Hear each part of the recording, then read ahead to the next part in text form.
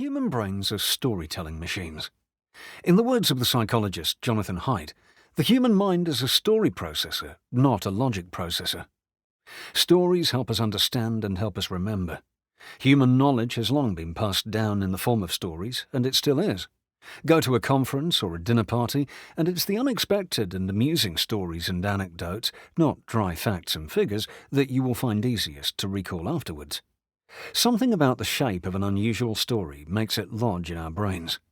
All of which suggests that a good way to learn, understand, and remember more about the way the world works is to focus on the collection and consumption of unusual narratives.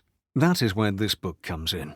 We have done the first, gathering curious explanations, facts and figures from the Economist's output of explainers and daily charts, all of which illuminate the world in unexpected ways, so that you can do the second and feast on freakishly fascinating facts.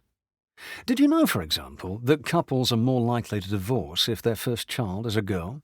Or that the idea of daylight saving time was mooted by Benjamin Franklin but only caught on in the First World War? Or that a state in Mexico has an all-female traffic police unit because women are less likely to be corrupt than men? Or that there are equine equivalents of economy, business and first class when transporting racehorses on planes?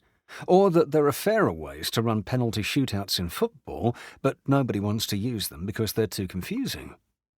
The oddness of such stories makes them entertaining, but it also makes them more likely to stick in your head, so you retain them and the insights and understanding they often encapsulate.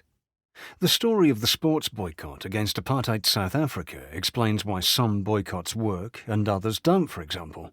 The tales of Australia's mouse plague and of America's Brood X cicadas cast light on population dynamics and the fight between predator and prey.